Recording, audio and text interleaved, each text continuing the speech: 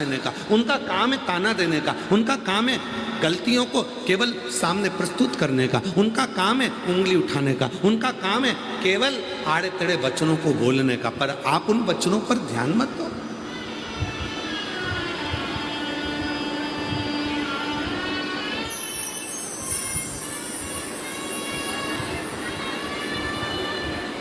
घर में कितने कमरे हैं आपके? उत्तर दीजिए जल्दी। हमको उत्तर मत दो, अपने मन में सोच के रखो। आप सबके घर में कितने कमरे हैं? 2 तो होंगे, 1 तो होगा, 3 होंगे, किसी के 2 होंगे, किसी के 4 होंगे, किसी के ऊपर होगा, किसी का नीचे होगा। कमरे बहुत सारे, किसी के 1, किसी के 2, किसी के 3। और प्रत्येक जब कमरे बहुत सारे होते हैं तो घर में एक बड़ा, घर के अंदर एक बड़ा कमरा जैसा बनाया जाता है जिसमें सोफा सेट रखा रहता है, टीवी लगी होती है, टेबल रखी होती है, मेहमान आते हैं उसी में बैठते हैं। उसको क्या कहते हैं? हॉल। क्या कहते हैं? हॉल।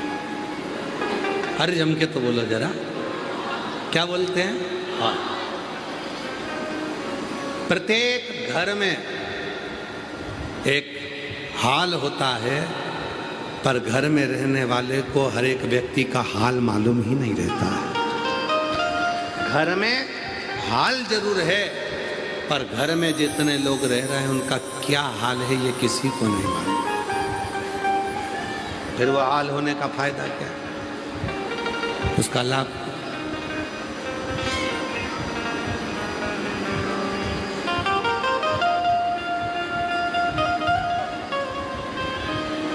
मालूम है आपको? रसोई घर एक होता था, पूरा घर उसी में जाता, भोजन बनाता, भोजन करता। हमको याद है लगभग 20 से 22 वर्ष पहले की एक कथा। भादली महाराज भुसावल, शायद भुसावल के वहीं से जाना होता हो, भादली महाराष्ट्र का एक गांव है। बात 20-22 साल पहले की बात है। कार्तिक महीने में 20-22 साल पहले हमने वहाँ कथा करी थी।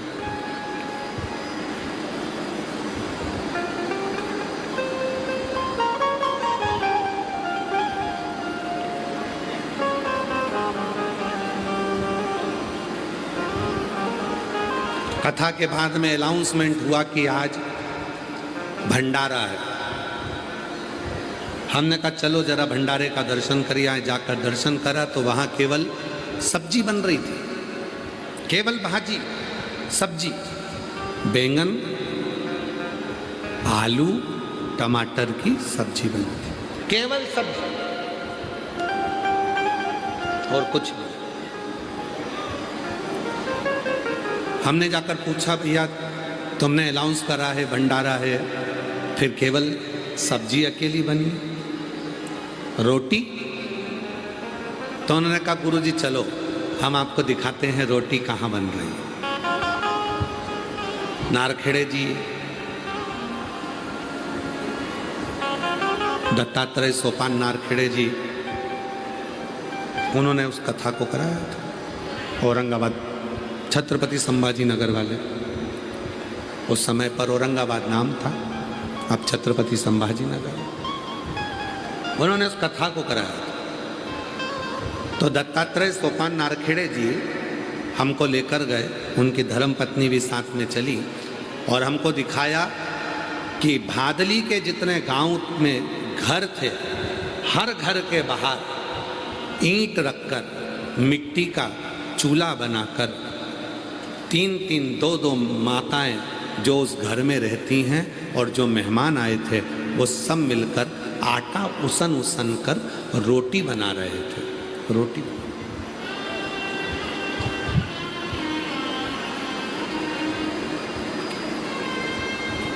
हमने पूछा ये सब क्या कर रहे हैं? सबके दरवाजे के बाहर रोटी बन रही है, सबको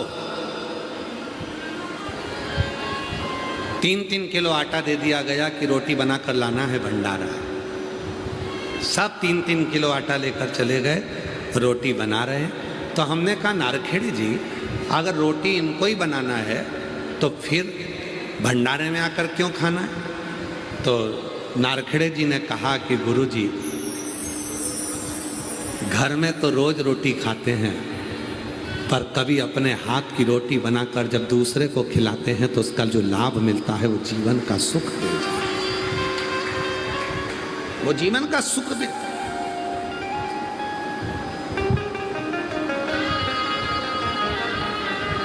वो जीवन का आनंद देता है।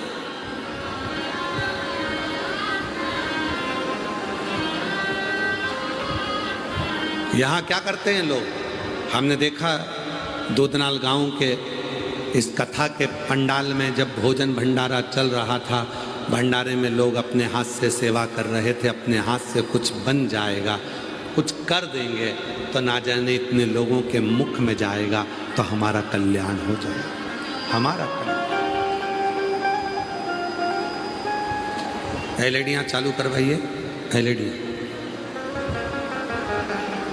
हमारे जीवन में कुछ ना कुछ अच्छा होगा, हमारे जीवन में कुछ श्रेष्ठ अच्छा। बस यही शिव कथा कहती है। परिवार में 25 लोग रह रहे हैं, 15 लोग रह रहे हैं, 10 लोग रह रहे हैं महाराज, पर उस परिवार में एक दूसरे का पूछने वाला कोई नहीं है। माँ कमरे में सिर बांध कर पड़ी है, उसका सिर दुख रहा, पिता खांस रहा, बड़ी बहू अपना कमर लेकर पड़ी हुई है पलंग पर, छोटी बहू के हाथ में दर्द हो रहा है, वो अपने कमरे में पड़ी है, बड़ा बेटा अपने कमरे में है, छोटी बहू अपने कमरे में, मंजला अपने कमरे में, माता पिता अपने कमरे में, सब एक दूसरे सब तकलीफ में है। सब ने अपने अपने परिचितों को बोलकर कोई बाम मंगवाया, कोई दवाई मंगवाया, सब खा रहे हैं, पर कोई किसी से पूछने को तैयार नहीं है। महाराज शिव पुराण की कथा कहती है, आप किसी को दवा नहीं दे सकते मत दो, आप किसी को कुछ नहीं दे सकते मत दो, पर अपने घर में रहने वालों से 1 मिनट जाकर बैठकर थोड़ी सी बात कर कर कहो, मम्मा तकलीफ है, बेटा तकलीफ है, बहू कुछ हो गया क्या बेटा? बड़ी भले कितना भी झगड़ा है, कितनी भी लड़ाई है, पर जाकर बैठकर थोड़ी सी तो बात करो। जब बात करोगे तो जरूर उसका आधा बुखार, उसका आधा दर्द, उसकी तकलीफ आदि अपने आप समाप्त हो जाएगी, जब तुम प्रेम से बोलना प्रारंभ करो, जब तुम प्रेम से बोलना प्रारंभ।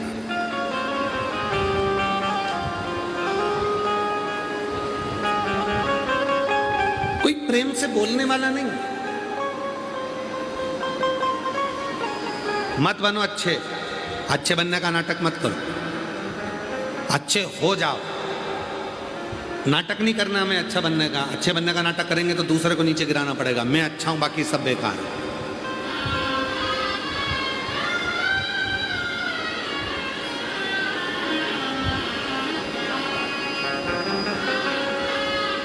पूरी सोशल मीडिया को उठाकर देखना, किसी कथाकार की, किसी महाराज की जितनी बुराई नहीं होती होगी, उससे 4 गुना ज़्यादा बुराई सीहोर वाले बाबा की होती है। पूरी सोशल मीडिया उठाकर देखिए, पूरा यूट्यूब सोशल मीडिया उठाकर देखना, जो मिलेगा बस उंगली उठाने वाला मिलेगा। सीहोर वाला बाबा ऐसा, उन्होंने ऐसा करा, उन्होंने वैसा करा। फिर भी इस व्यासपीठ ने कभी किसी के लिए कुछ नहीं कहा। क्यों? क्योंकि आप अच्छे तो जगत अच्छा है, परमात्मा ने उनको जैसा जन्म दिया है वो वैसा ही करता। आप अच्छा कर्म करते चलो, पत्थर मारने वाला पत्थर मारेगा, तुम रुकना मती, चलते जाना। गाली देने वाला गाली देगा, आप चलते जाना। अपशब्द कहने वाला अपशब्द कहेगा, चलते जाना। गुस्सा कितनी देर का आता है? आप में से कोई ऐसा व्यक्ति बता दो जिसके चेहरे पर 24 घंटे गुस्सा रहता हो। कोई व्यक्ति ऐसा पैदा नहीं हुआ संसार में कि उसके मुख पर 24 घंटे गुस्सा रहे। गुस्सा आएगा ठंडा होगा, दूध में उफान आएगा ठंडा होगा, फिर उफान आएगा फिर ठंडा होगा, फिर उफान आएगा फिर ठंडा होगा। क्रोध, एक जैसा क्रोध किसी के शरीर पर नहीं रहता महाराज, बाद में वो ठंडा होता है। गुस्सा कितनी देर का आता है? 5 मिनट का, 10 मिनट का। 10 मिनट के गुस्से में तुम अंदर गए, तलवार लाए, सिर काट दिया, अंदर गए डंडा लाए, सिर में मार दिया, अंदर गए 10 मिनट के गुस्से में आकर तुमने किसी को कुछ चक्कू मार दिया, तलवार मार दिया। अब वो 10 मिनट लगे चक्कू मारने में, और वो व्यक्ति चला और गया, और उसके बाद में 10 साल तक माथे में दिमाग में वो केस लड़ता रहा। क्रोध 10 मिनट का आया था। 10 मिनट में तुमने 1 महीने तक अपने घर में तुम सास से अच्छी बात करते हो, घर में बहुत सेवा करते हो। जितनी मेरी जीजियाँ बैठी हैं, जितनी मेरी बेटियाँ बैठी हैं, और जितनी मेरी बुजुर्ग माताएं बैठी हैं, घर में 1 महीना तुम बहुत अच्छे रहते हो।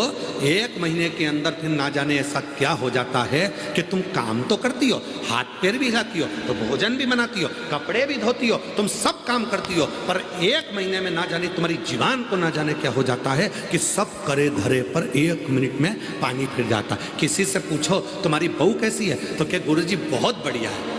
तुम्हारी सास कैसी है? गुरुजी मेरी सास जैसी दुनिया में सास नहीं होगी। फिर दिक्कत क्या है? सास तो अच्छी है पर उसकी जीवान खराब है। बस बहू अच्छी है और जीवान गड़बड़ है। जिसने भी बोला वो काम करती है, बच्चों को संभालती है, रोटी बनाती है, टिफिन बनाती है, हमको डॉक्टर के ले जाती है, हॉस्पिटल ले जाती है, गाड़ी चला लेती है, मेरी बहू पढ़ी लिखी है, मेरी बहू काम कर लेती है, सब करती है बहू। पेंटिंग करे, रंगोली डाले। बैठे हुए थे और माँ जगत जननी जगदम्बा अम्बा पार्वती जी ने भगवान शिव के नेत्रों को हाथों से बंद कर दिया।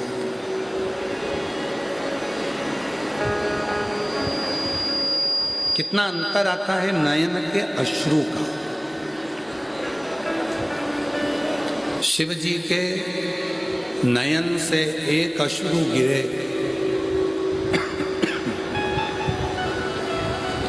तो उससे रुद्राक्ष उत्पन्न हुआ।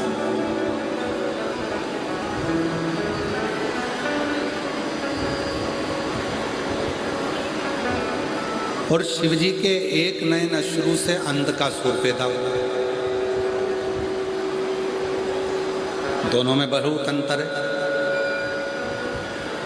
वो अंध का सुर वो भी शंकर भगवान के नयन अश्रु से उत्पन्न हुआ है, और वो रुद्राक्ष भी शिव के नयन अश्रु से प्रकट हुआ।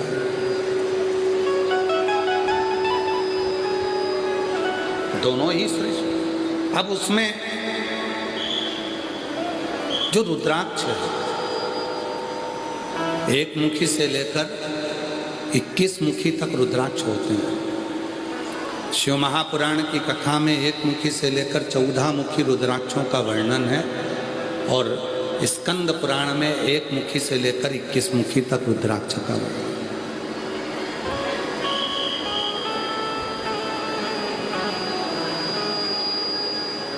ये दोनों तरह के रुद्राक्षों का स्मरण शिव पुराण में 1 मुखी से लेकर 14 मुखी है, और स्कंद पुराण में 1 मुखी से लेकर 21 मुखी रुद्राक्षों का वर्णन।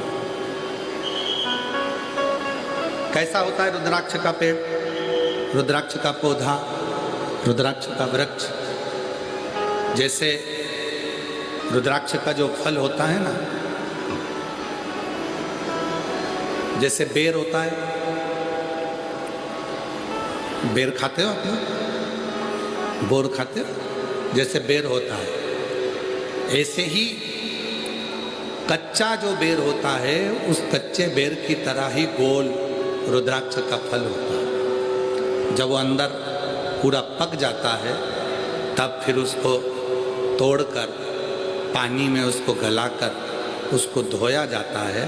तो जैसे बेर के ऊपर बेर होता है खाने का, फिर अंदर गुठली होती है, उसी तरह ऊपर का जो खोल होता है उसको पानी से खूब धोते हैं, तब वो ऊपर की खोल निकल जाती है और अंदर अंदर का फल जो रह जाता है वही रुद्राक्ष कहलाता है, वही रुद्राक्ष।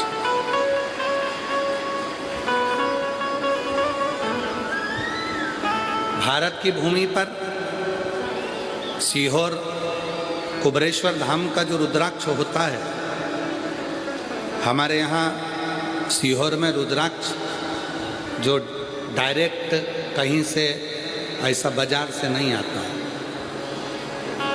सीहोर का जो रुद्राक्ष होता है वो गंडकी रुद्राक्ष होता है।